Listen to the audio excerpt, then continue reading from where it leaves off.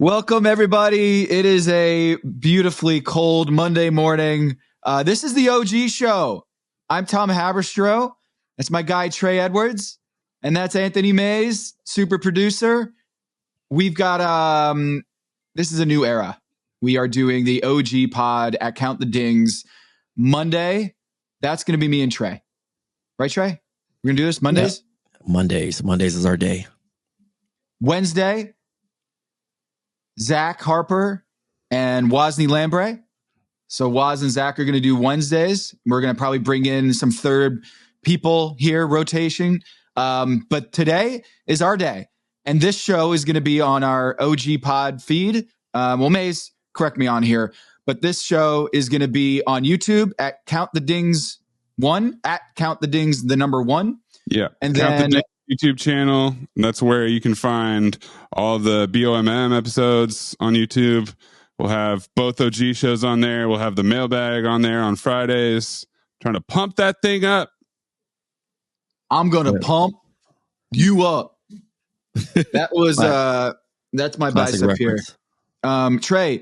Trey, is this the do-rag show? Since I put on a do-rag for the first time with you, you taught me the ways at a Count the Dings event. Nah, man, I want to free you of that. We've evolved.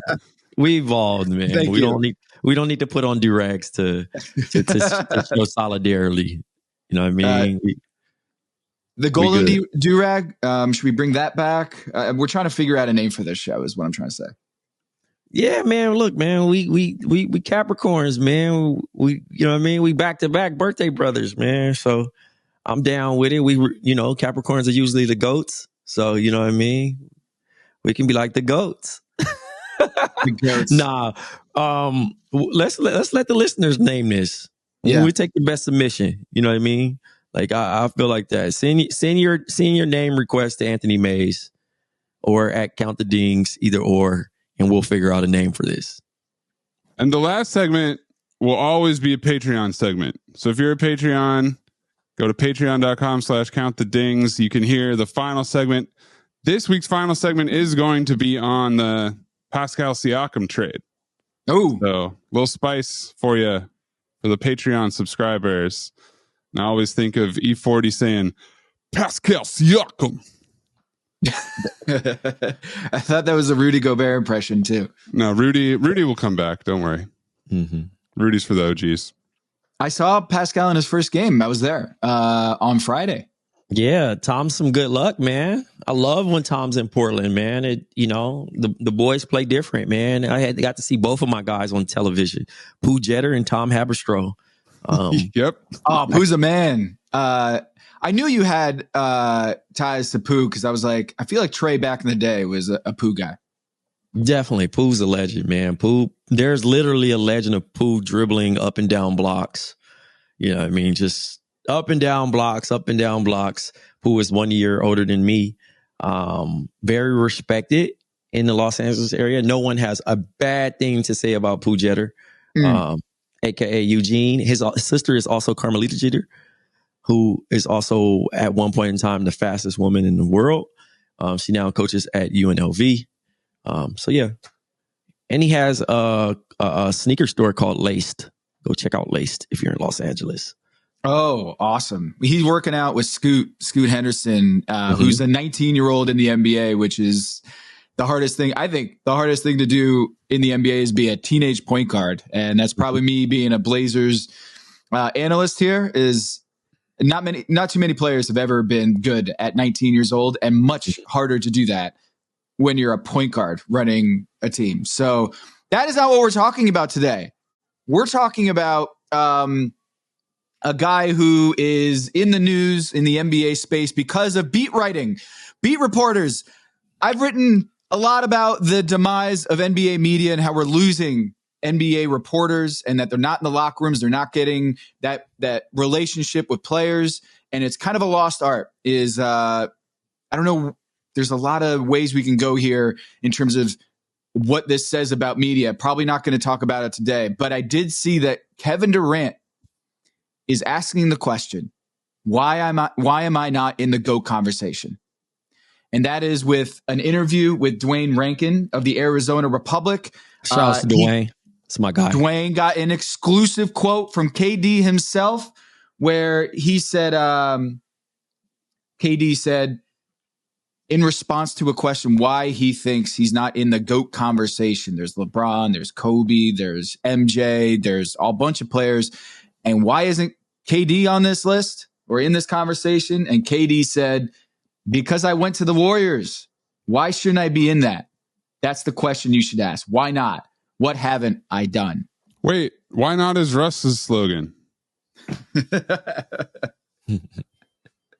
was good. He's stealing now. The best always steal from each other. Come on, you know that, Maze. That's true. I steal from you all the time, Tom. That's true. Yeah. Are you going to steal this bald head of mine? Probably not. Capricorn. I stole that. Yeah. Capricorn boys only on that one. So I want to get into the fact that the Phoenix Suns are rolling right now. They've won 5 straight. KD just dropped 40 points against the Pacers, who didn't have Tyrese Halliburton. But this is kind of the big story coming into the season, was watching the KD-led Suns with Devin Booker, Bradley Beal. They're starting to play together. They're plus 80 in the plus-minus column. They've got a plus 17 net rating in their short time together. They're 11 games together. They're rolling. And these questions are being asked about KD in the GOAT conversation because they're finally playing well, and Steph is kind of falling out of the picture here with the Warriors, having a disappointing season. LeBron, Lakers are having a disappointing season, and feel like Kevin Durant is right to ask the question, what is it about me that people don't want to put me in that conversation? And Trey, you know Kevin Durant pretty well. Mm-hmm. Do you think he's arguing that this is more about narrative or this is more about his resume? Because it sounds like he's leaning towards that the conversation changed when he went and joined the 73-win Warriors. I don't want to speak for him, but I will say my assumption would be narrative. You know what I'm saying? Because again, do we have this conversation hypothetically? He remains a Thunder. You know what I mean? Or he somehow gets traded and he never wins. We knock him regardless.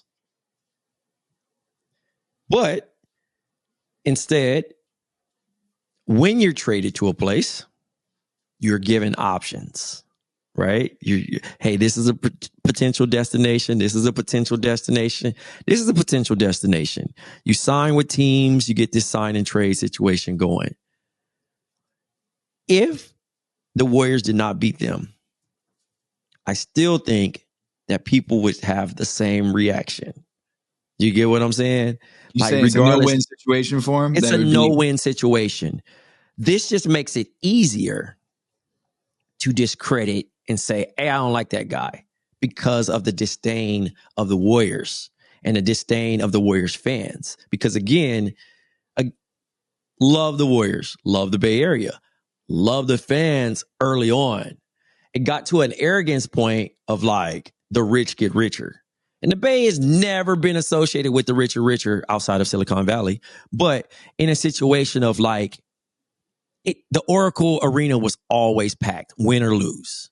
The Oracle Arena was one of those situations where they got players here and there that you loved. The BDs, the Monte Ellis's, you know what I mean? You can go down the line, the Run TMCs.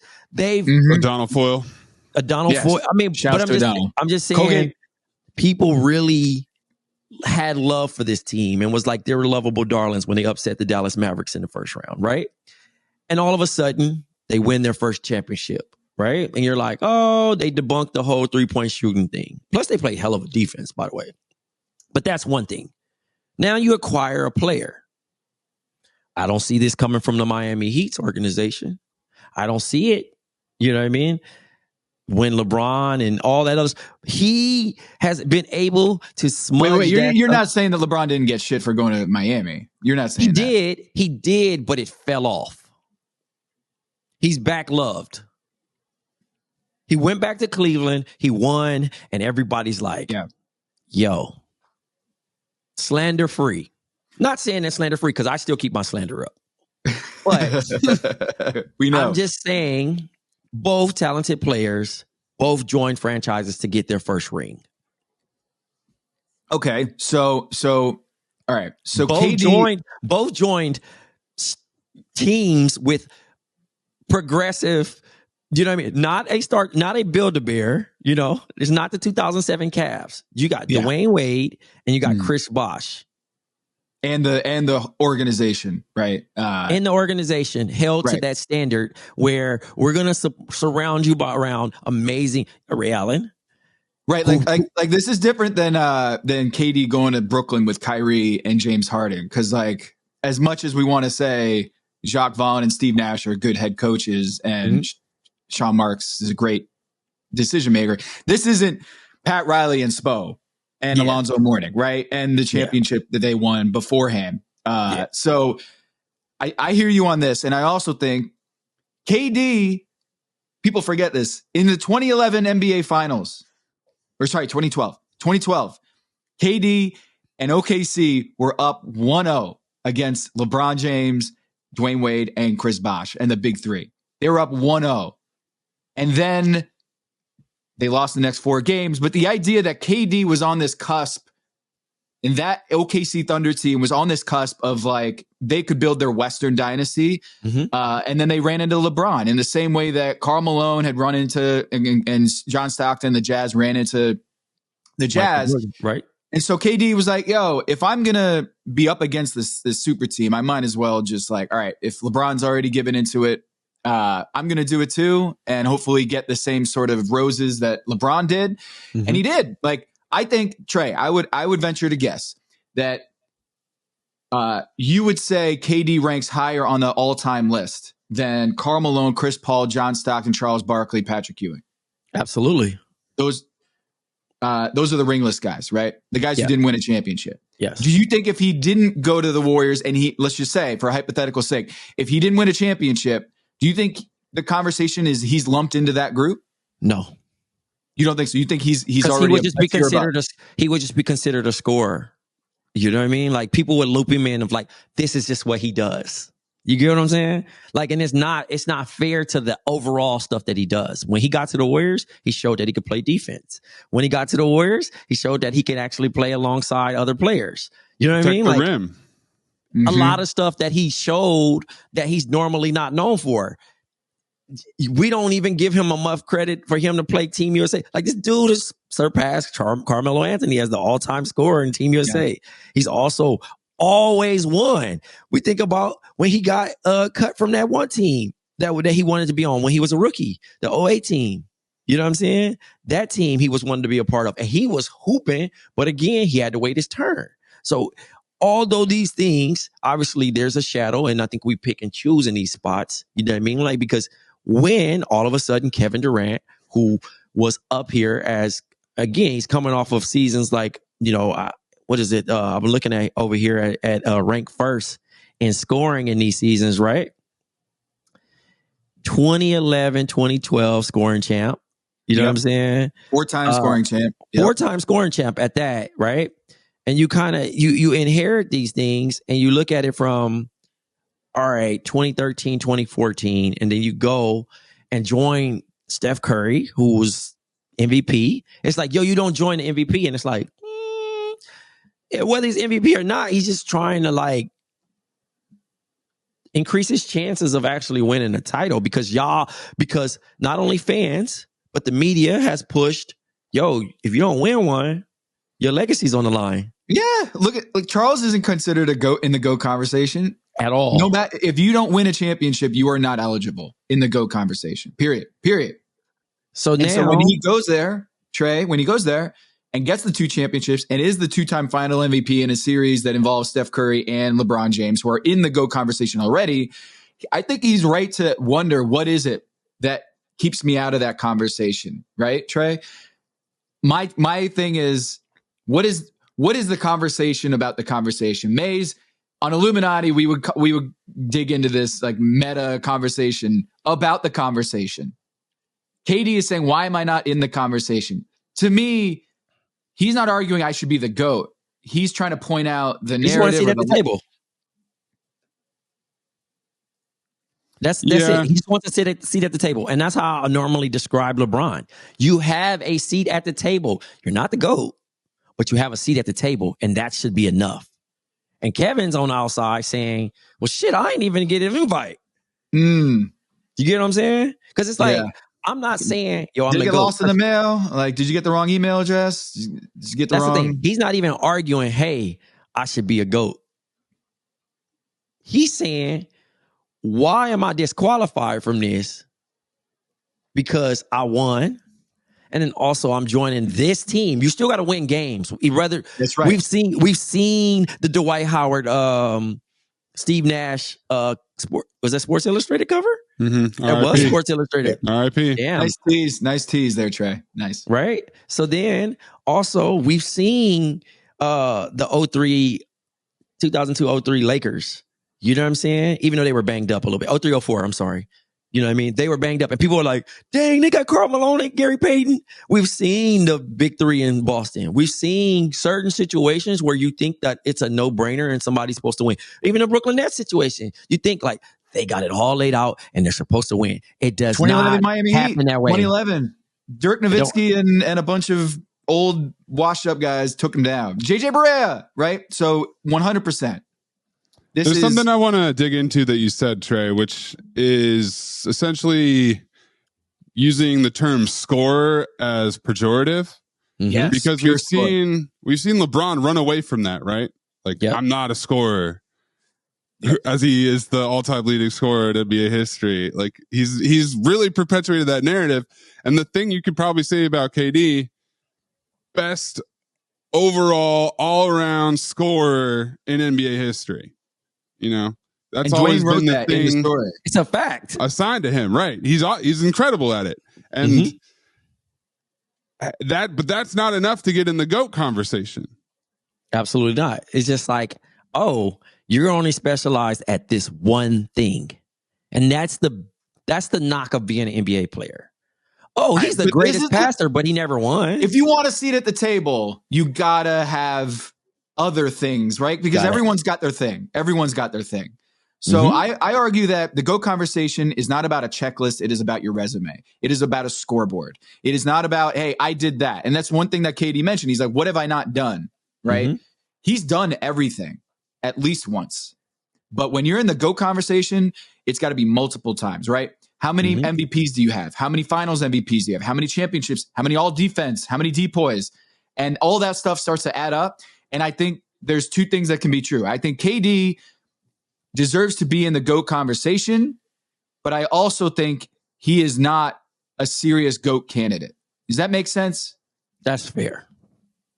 And I don't think he's a guy with one MVP. Be, I don't think he's trying to be a GOAT candidate. I just think that even if I'm fourth in this conversation, even if I'm fifth in this conversation, just bring me up. Yeah. Because of my body of work. Yeah. Is my body of work not respectable? All right. So his body of work. Okay. 2 titles, 2 finals MVPs, 4-time scoring champ, an MVP, 17th in total win shares. I'm including the playoffs there. So 17th all time. He's ahead of Larry Bird, Bill Russell, Magic, and Hakeem in total win shares. So if you want to get nerdy and start doing advanced stats, he's 17th in win shares. He's also behind in win shares, individual, just advanced stats. Karl Malone, Chris Paul, John Stockton, Charles Barkley, Reggie Miller, but he's going to surpass a couple of those, I think. So by the end of his career, he's going to be top 12, top 13 in individual win shares. And then I think you put him above Karl Malone and Chris Paul and John Stockton all time, Charles Barkley, because he's got those postseason runs and championships to his name.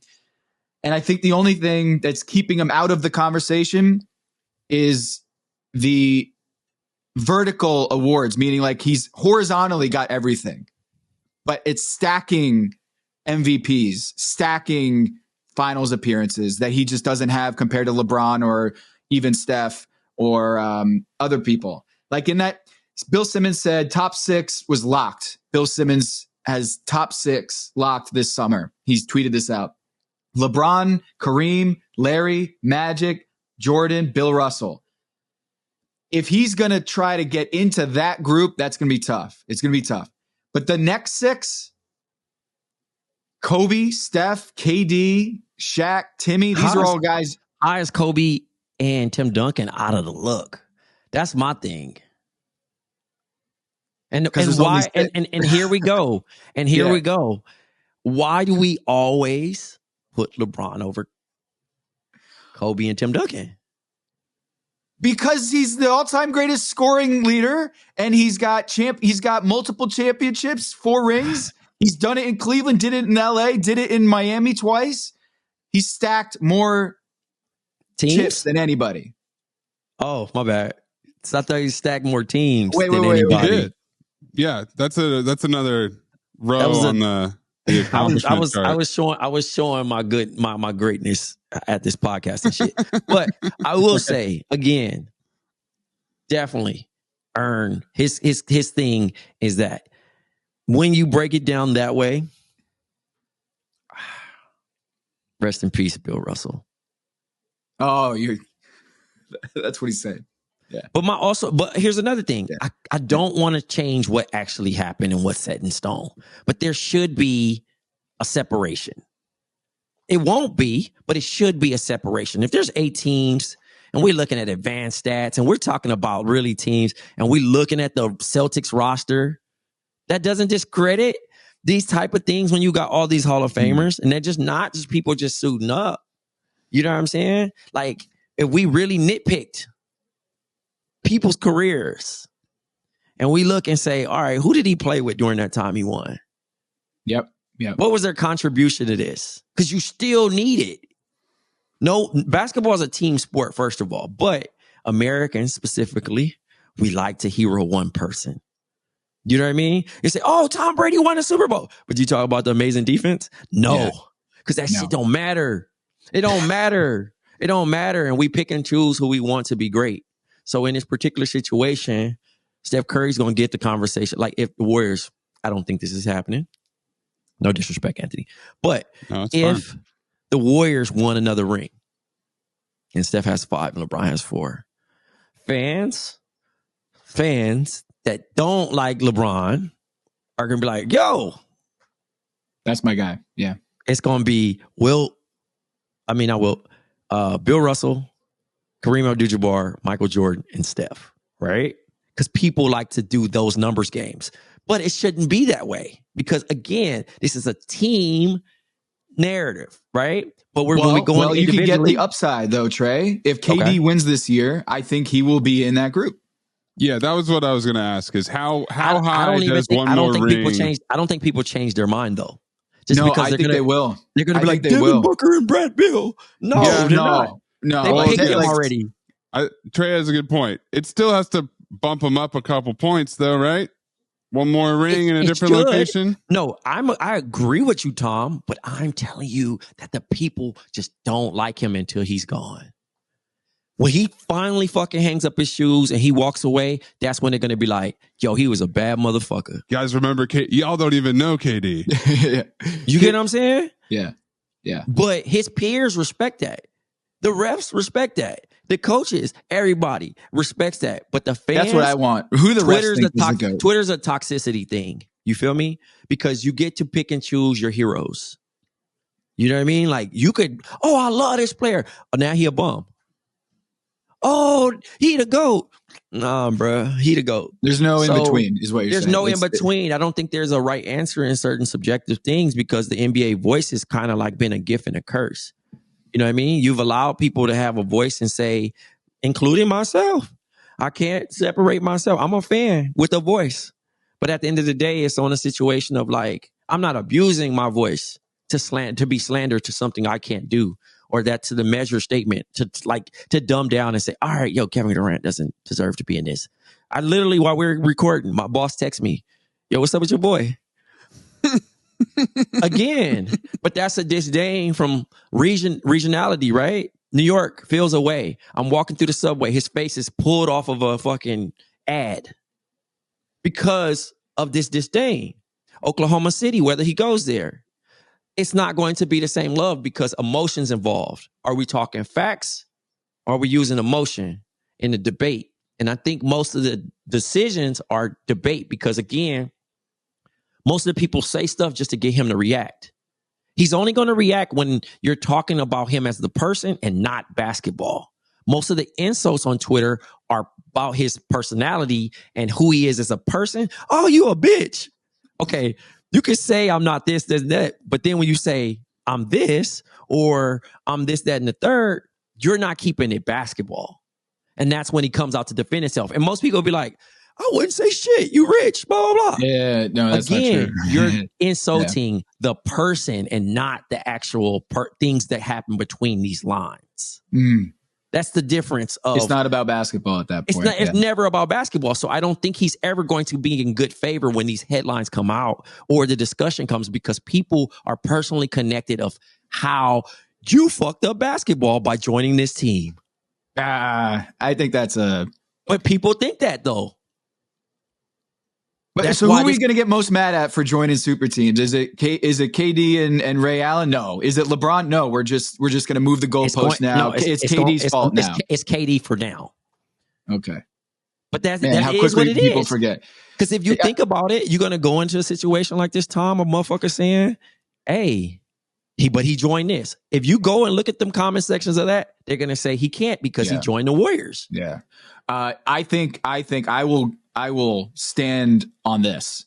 If he wins this year without Devin Booker and Bradley Beal, he won't have to hear about the Warriors stuff anymore. Fair enough. How would he win without, if they're a part of the team? I'm saying with them. With them. Oh, absolutely. With Devin not. Booker and Bradley Beal. If this Phoenix Suns team goes and makes a run and wins the championship this year, he will never hear about the Warriors thing again. I don't agree.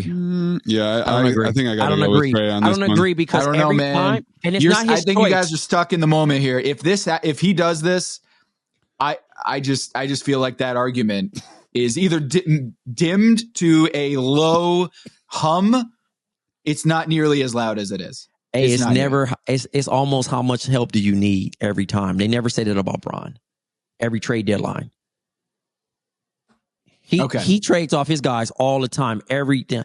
And now, again, he's not a general manager. He don't make these trades. Oh, the Phoenix Suns acquire Bradley Beal. Of course I would love to play with Bradley Beal, but I'm not going to personally recruit Bradley Beal and say, yo, come play with us, bruh.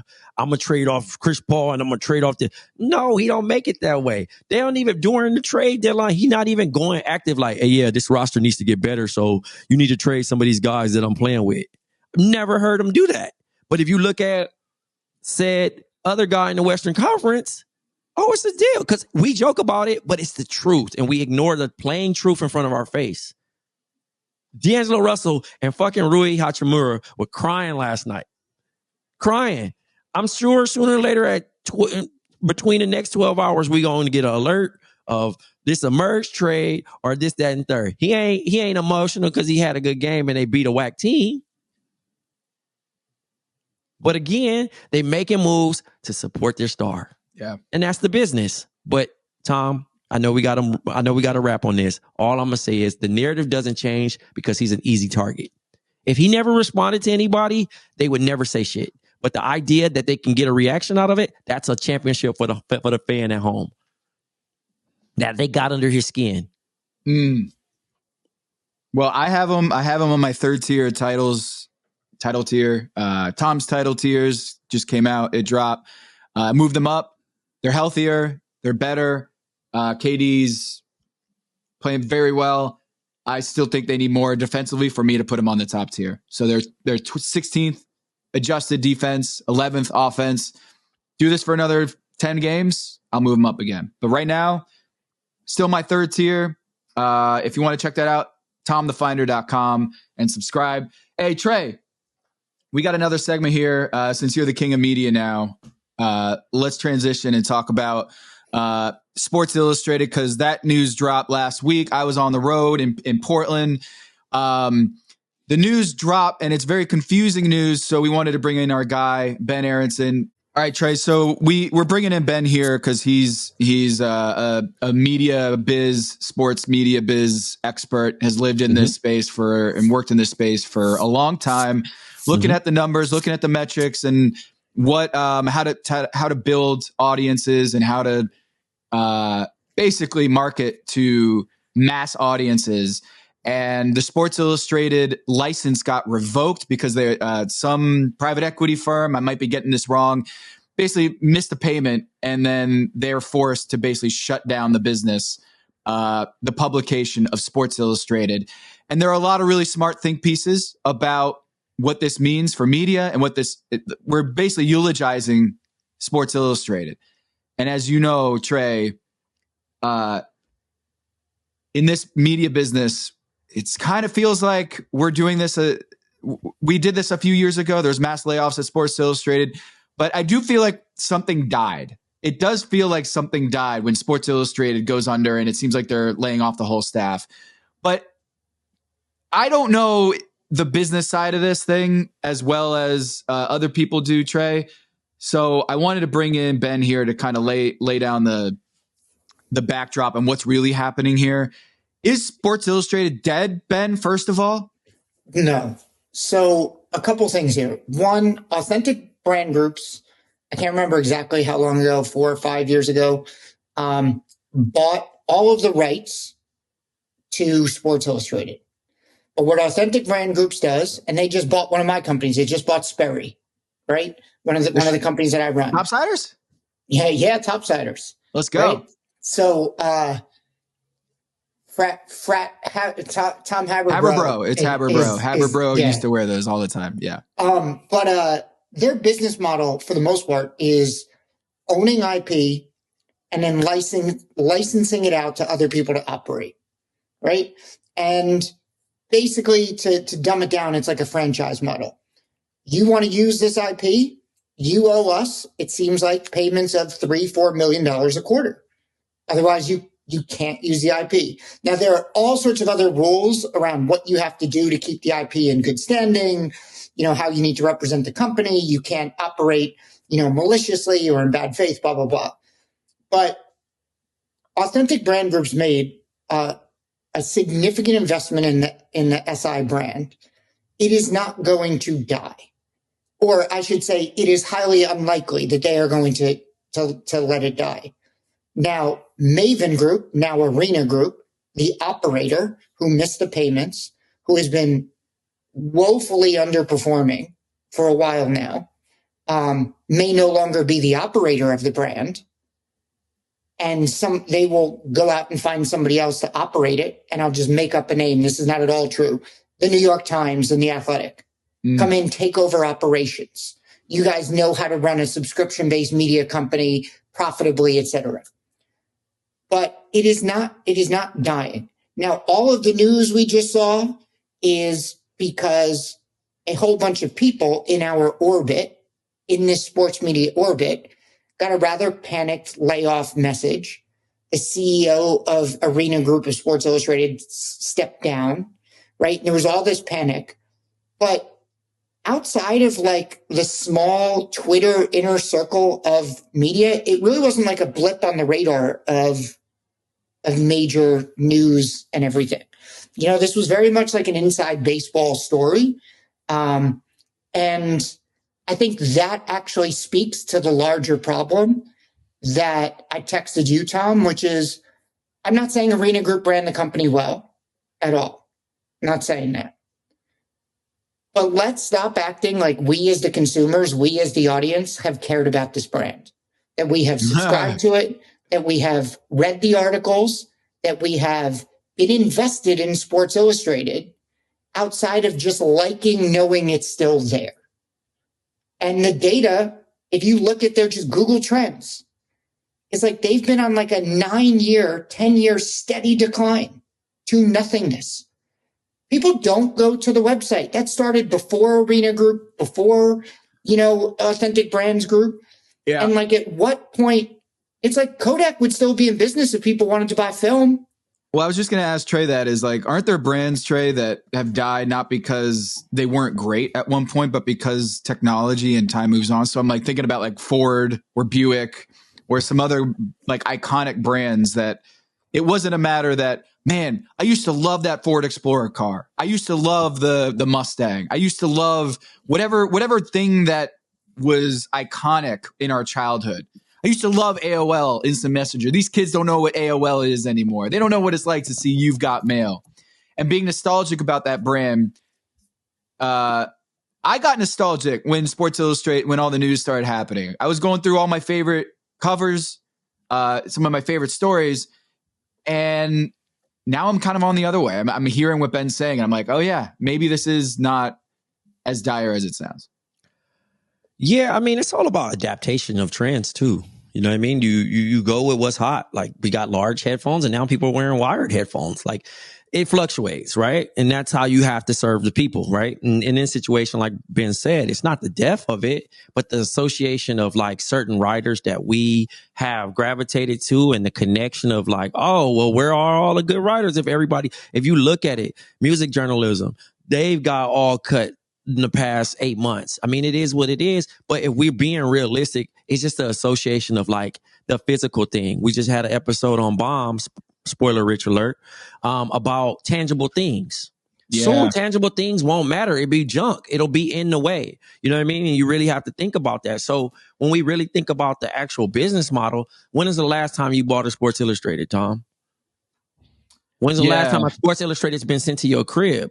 When you think about the transition of, like you said, a new model or anything else, you go to sportsillustrated.com. That's a task in itself for me to type that URL in. And then now I have to sign up for 12 issues for the year for $14.99. Even that is a task, because the internet has given us so much free stuff. It's hard to resell something that's free.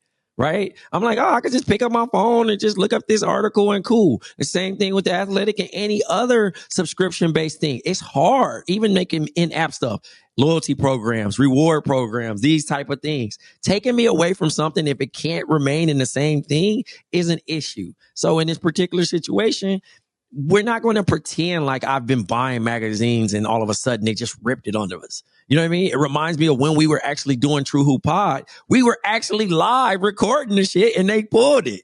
You know what I mean? That's different than it's being inactive. You know what I mean? Like, I walk by newsstands all the time in Soho, and it's like, I'm not buying that shit, but it looks cool. When is the last time you got any magazine in your house? Right now? Funny story is Pack Your Knives. Shout out to Pack Your Knives. Go subscribe. Our Top Chef pod got an appearance in People Magazine. Mm-hmm. And Kevin texted me. He's like, "Yo, we're in People Magazine. Let's go to your newsstand and go buy the magazine." I went to 20 different CVS stores and Walmart and etc. I couldn't find it. Yeah, it wasn't available. Like, either it was the actual magazine from like the People Magazine from like a month ago. I couldn't find the magazine that I wanted to get, the current one. And I remember just being like, yeah, magazines, man. But let's not pretend like that's where they're trying to make their money for the past 10 years, right? So, like, same thing with the New York Times. Like, the New York Times, I don't know if you guys remember it, during the post-Trump election, it was like this big push for everybody to subscribe to the New York Times, to save journalism, to protect this country. And everybody was like signing up for the New York Times subscription because they felt like it was a protection against tyranny. Was like news, like good news journalism. And well, I don't want to say that saved the New York Times. It was a huge paradigm shift for them of acknowledging that they moved away from subscription newspapers. They tried to have everything online be supported by ads. And the cost value just does not add up, right? The return on investment of digital ads for written media just doesn't support it. And so they were like, we've got to go subscriptions, but they needed to create a reason to do it, right? And Sports Illustrated has been trying to create a digital engine. Bleacher Report started as like a digital engine and was wildly successful for a moment. Now they're nothing, right? And the problem is we have chosen different media channels. We've said we want to listen to podcasts, not read. We have chosen different networks. In the same time Sports Illustrated has collapsed, Barstool has grown. The Athletic has grown, right? The Ringer came to fruition. And we splinter everything. And unfortunately, there's roughly the same amount of people, and there's roughly the same amount of hours of the day to consume content. That advertising revenue and that subscription revenue is now just spread out. And if you want the companies to exist that you care about, you have to make a commitment to listen, read, watch, whatever it is they make. Yeah. Well, do covers even matter? I wonder if you're 18 years old, if the next LeBron comes up and they want to have the most iconic media platform. It used to be getting on the cover of Sports Illustrated. Like that used to mean something in a way that was like a tangible thing that once you get on the cover of SI, man, you made it. You've made it. How long has it been, do you think, since you thought about somebody making the cover? 12 years, a decade, you know? It's been a long time since I was like, oh, now they've arrived because they made it to the cover. And my question is there anything that's replaced that? Like, because the internet is just so ephemeral and Instagram, I feel like maybe there's a monoculture with Sports Illustrated. It came at a time when you could have that space because there was no internet competing. And now I guess I'm almost mourning the loss of what a tangible magazine meant, and that now it's just scrambled. If you could make a cover on an Instagram feed, a popular like Bleacher Report's Instagram feed, if you were on that, do you make it? No, because this is the next one. In 3 seconds, they're going to post something else. I don't know. I feel like the death of Sports Illustrated is really we're mourning something else. We're mourning our childhoods going away. We're mourning a nostalgia moment. That's all it is. You know what I mean? Like letting go a piece of our journey. That's all it is. You know what I mean? Because again, like even when I was watching people post, I couldn't even think of one. I was mixing them up with Slam. So, yeah. You know what I mean? Like it was one of them things like, all right, what are we doing? You know what I mean? Like it's cool, but it's also Slam navigated this better?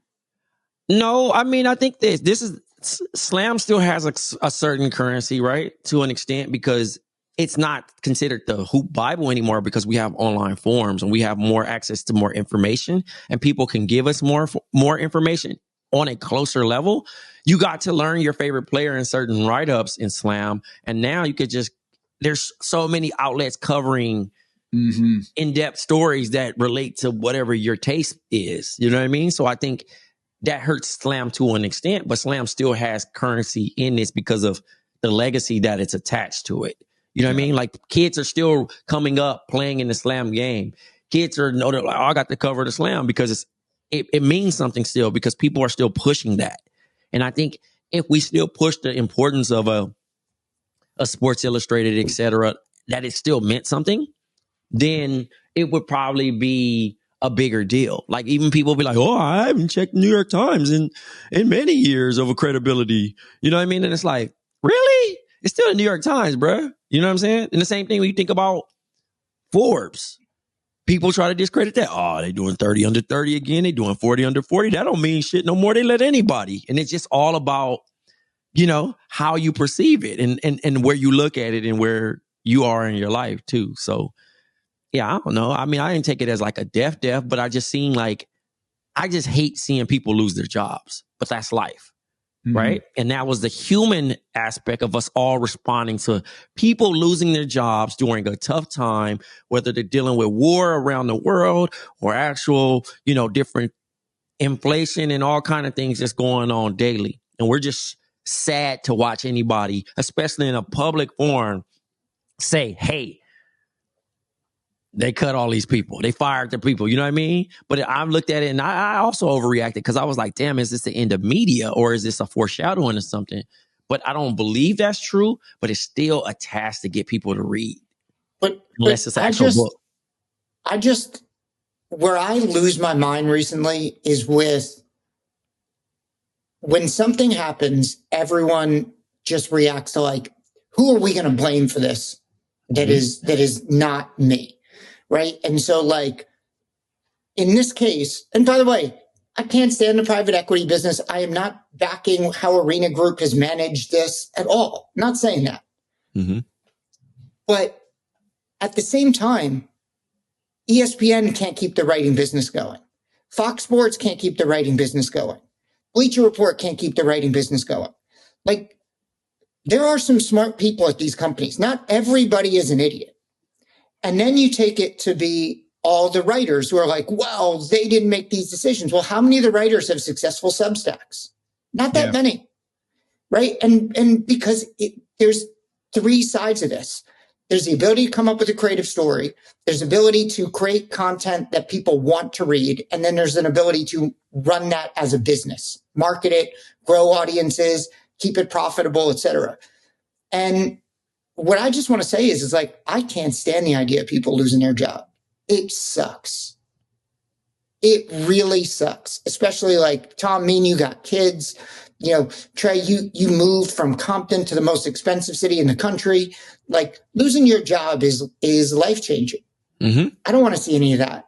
But if our answer every time something happens we don't like is to want to arbitrarily try to blame one person in charge, rather than going, well, maybe there's some systematic societal changes that we need to readapt and rethink, and maybe I'm part of the problem. Maybe Toys R Us is out of business because I go to Target and Walmart and buy stuff. That's a choice I made. Don't be mad that like okay, Target and I mean Toys R Us and Bed Bath & Beyond, they need to adapt and figure stuff out.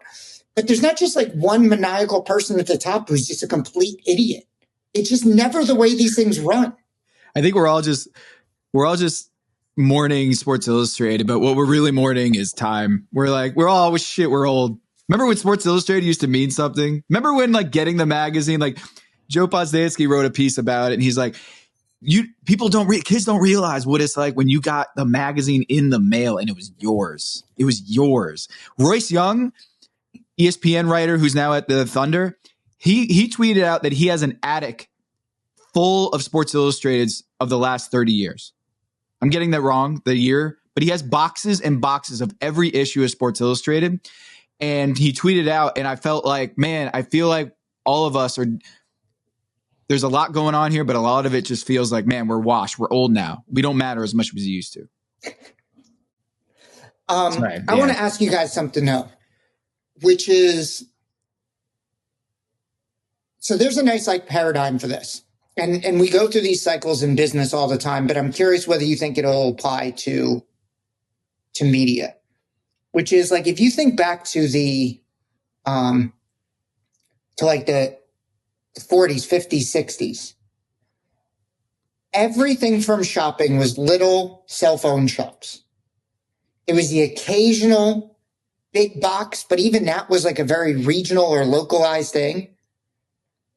And then in the 70s and 80s, the big box retailers started taking off and being like, hey, we're going to consolidate, because it's not a great experience if I got to go to, Bob's store for this, Mary's store for that, I'm going to consolidate. It makes it easier to shop, one checkout, one whatever. And I'm curious, like what we're seeing with media now is, for the most part, it's fragmented into all individual independent businesses. I mean, even bigger businesses like Barstool have become like small little mom and pop shops, if you consider it, compared to the size of a Disney or something like that. And I'm wondering, like, I think we are going to continue through this fragmentation period. But my question is, do you see a period of consolidation coming which might wrap some of this up and save it?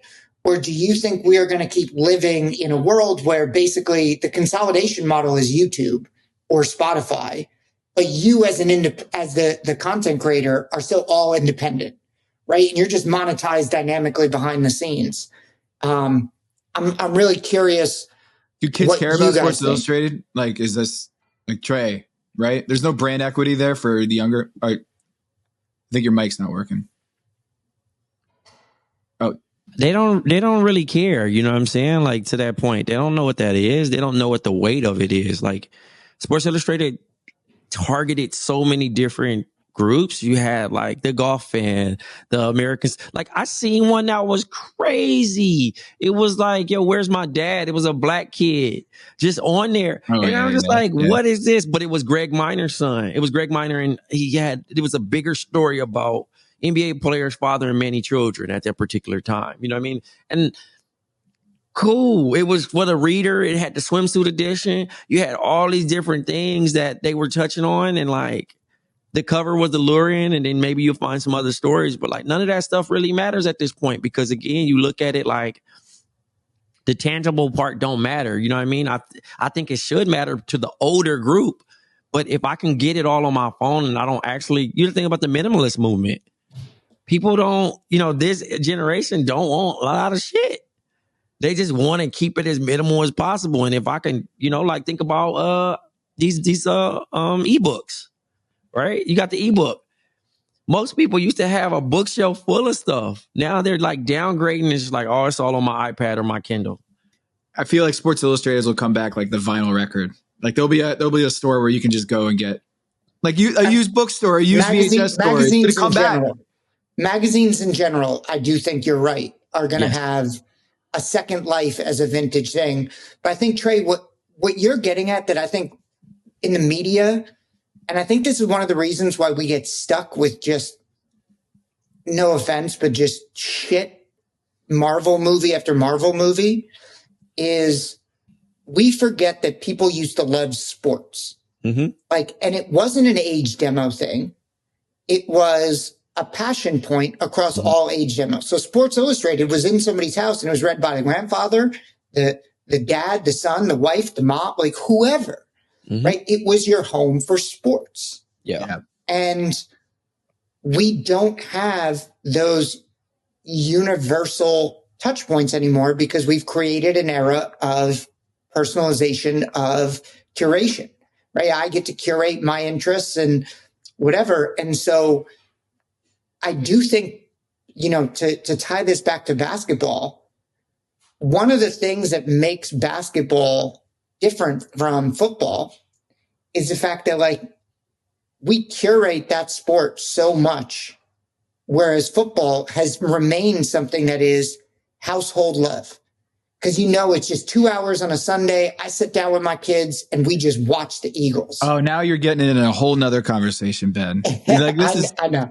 You just went to a different place where we should probably spend more than 15 minutes on that topic. Mm-hmm. Why NFL has captured America still versus NBA. But yeah. And we got to keep it moving. So let's save that. No, 100%. But I think my main point is we are going to struggle financially building businesses when our niches are so small.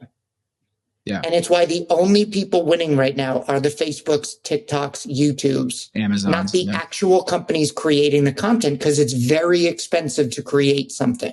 Whether you make it for 1,000 people or 1 million people, the cost to create it is not that much different. Thank you, Ben. That's Ben Aronson. Thanks for joining us. Ben from management. Is it Ben from management? No. Is it Ben from management? Bob for marketing. Bob from marketing. I fucked that up. I'm sorry.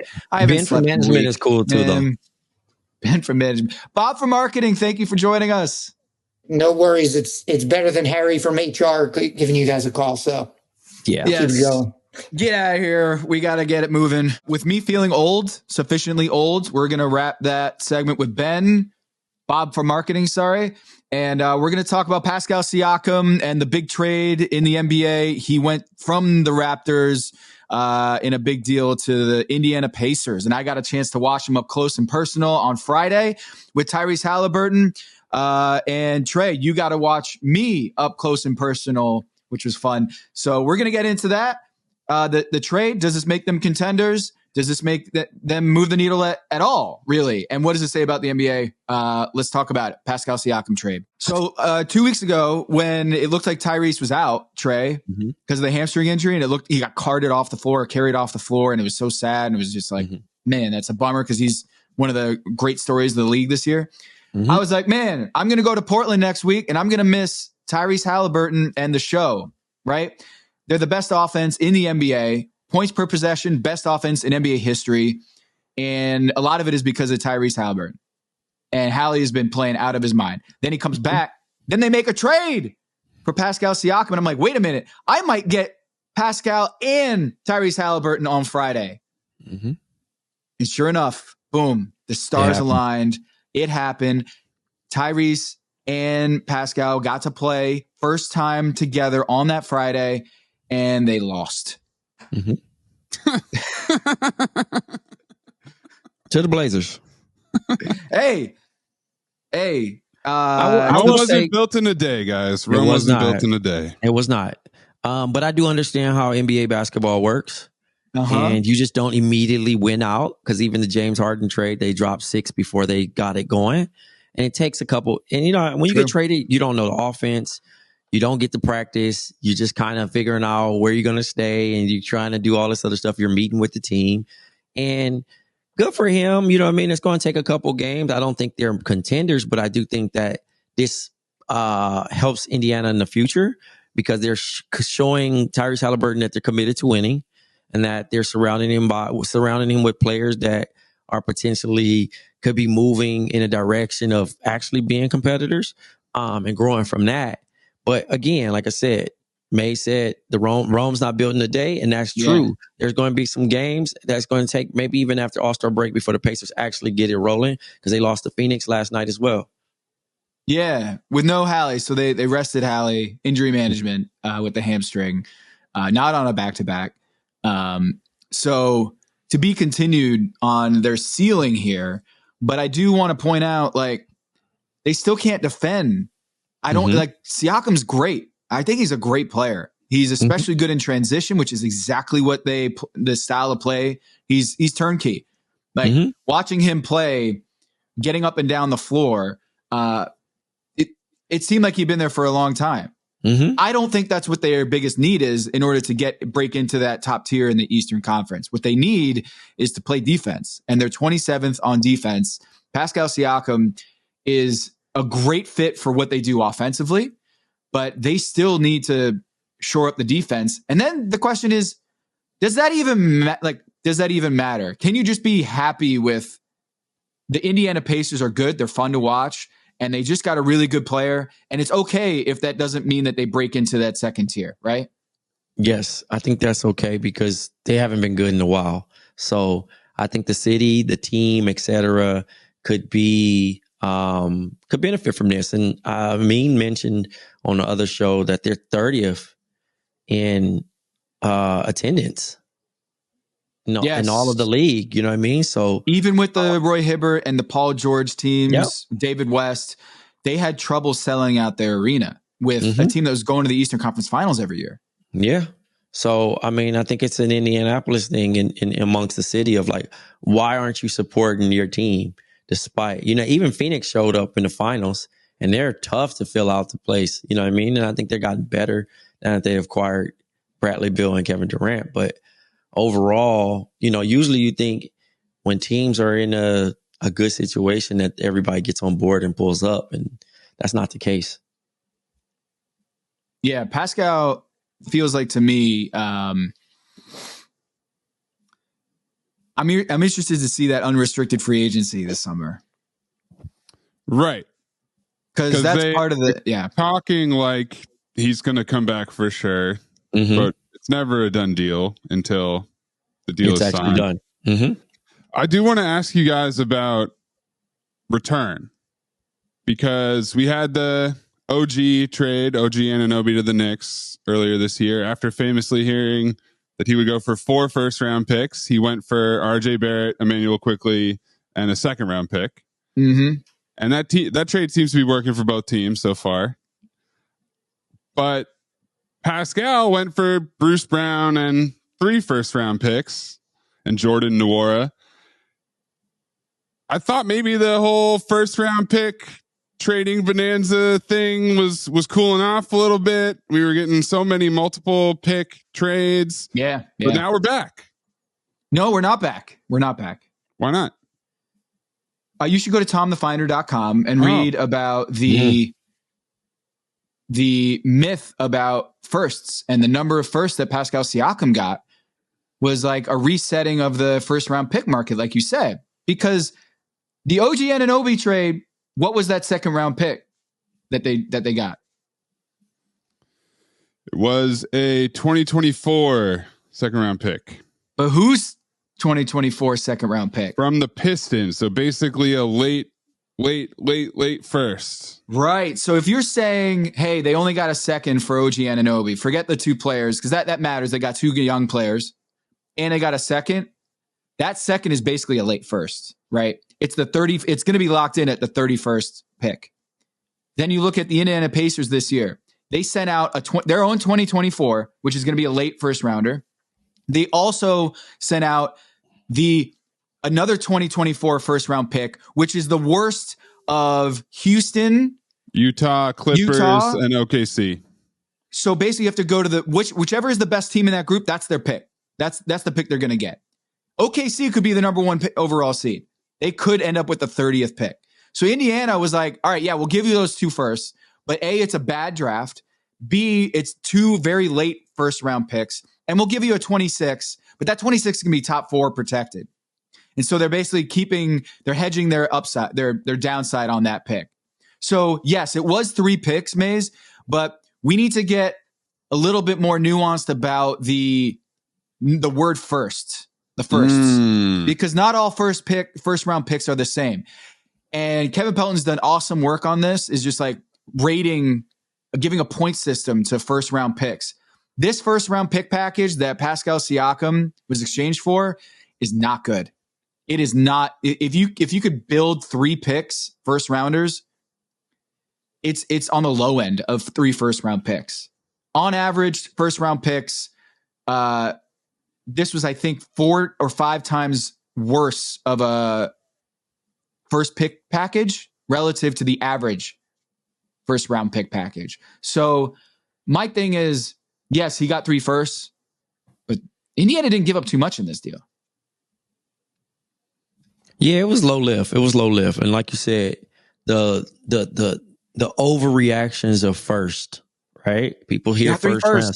Yeah. But that's what I'm saying. Even the weight of it, it's not a great, when you think about if this team's actually going to be like good or et cetera, you don't know where that first turns into. Like, you're playing a game of chance. It's like, oh, everybody thinks those first be turning into like first round Hall of Famers or whatever it is. It's like, do I want to win now and be relevant, or do I just want to sit on these picks like Brooklyn and Oklahoma City? Good thing is Presti's very good with his thing, but I don't know what Brooklyn's going to do with that situation. You turning down picks.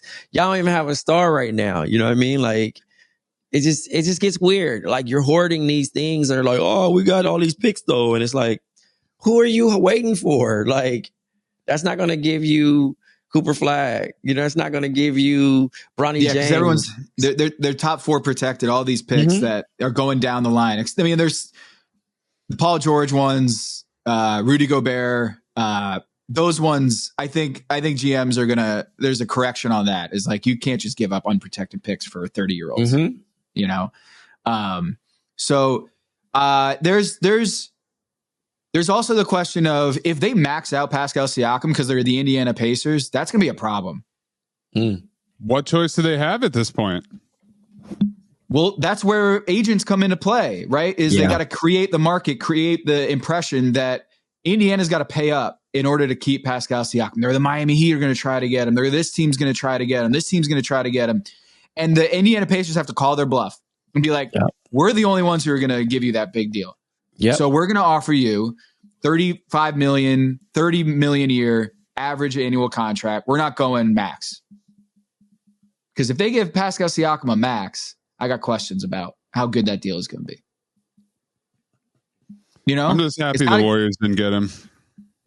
Yeah, there's that piece too, which is he ready to move the needle for a contender, like a true contender? He didn't seem like the fit. I mean, I'm not trying to denigrate him in any way. I think he's a pretty good player, but the fact that you're saying that giving him the max is they shouldn't do that. That's a dubious decision. Like, that kind of says it all, right? Like, he's not the guy that you're no brainer giving the max to that he's not even going to be the best player on the Pacers. That's clearly going to be Halliburton. Well, for sure. Yeah. So at best, he's a number 2, and I think he's probably more of a number 3. I think you're right. Now, Hallie, if they make a run in the playoffs here, man, that'd be great for the Indiana Pacers and the fan base. But I kind of feel like they need to show up before that happens, just for me to be happy about them. I don't know. Support your team. Trey, is this because of the in-season tournament that they decided to push the chips in on this trade? Can you repeat that one more time? Is the in-season tournament and the attention they received for making the run in the inaugural in-season tournament, and did that overinflate their expectations, and did that lead to this trade? No, I think the situation, that trade was always, because I kind of flirted with that. I remember tweeting out like December 9th or something after they got beat on by the Bucks. The Bucks is like their guardrail right now, right? And they had nothing for Giannis, so they signed James Johnson and things of that nature. And I think the series is like 3-1 or something. 3-1 or something like that. Now that they've acquired Pascal, they waived James Johnson. And it's not like, oh, Pascal's going to be this, this enforcer or anything, but it gives them a little bit more confidence in the East. And I don't think anyone thinks like, oh, the Pacers are now about to go do their thing, or that's cheating because they got Pascal Siakam. It's more so like, oh, we see this as a longevity type thing. Tyrese Halliburton is here. Regardless, I would push back, and I always was like, oh, Jalen Brunson should have been an all-star over him last year. I think they're equally both good, but in a situation like, you have to find ways to feel like that move. Not only, I don't know if it's going to help on move seats, but it builds a little bit more excitement going into it, and it's a good momentum coming to the all-star game. You know what I mean? Because if Tyrese Halliburton decides to not be scary and decides to get MVP in his home city, then that just goes up a little bit more. The IST, it was kind of weird because like the hype was so real. It was West Coast people buying Halliburton jerseys. So, you know what I mean? Like these that's are the true measure of if you made it. No Sports Illustrated cover is going to based off what Trey just said right there, the in-season tournament was a success. Yes. Yeah. They did it. You hear that, Ethan? Yeah. It's true though. It's true. I mean, I'd never seen people just was like, yo, he's likable. And the idea that you get to challenge a guard like so beloved like Damian Lillard, and then tap your wrist and say, what time it is. You know what I mean? Like that's just like, and they was treating it like he's the little brother. Like, oh, the underdogs, let's go. You know what I mean? I've never cheered for nothing Indiana in my life, but here we are. Hey, circle it on the calendar. Wait a minute. Do they have a game left? No, they don't have a game left. Bucks and Pacers are already done? They're already done. Oh, I was going to say circle it on the calendar, but they've already played their 4 games this year, so it's going to be the playoffs. Yeah, we got to hope for that first round playoff series. That's what we're hoping for. All right, I got to run. So, hey, this is great, and thank you for being a Patreon, and thank you for subscribing to us. And we're going to do this every week. Trey? Send those names. Send those pod name ideas. Yeah, no Capricorn is in the league right now. No Capricorn Mondays.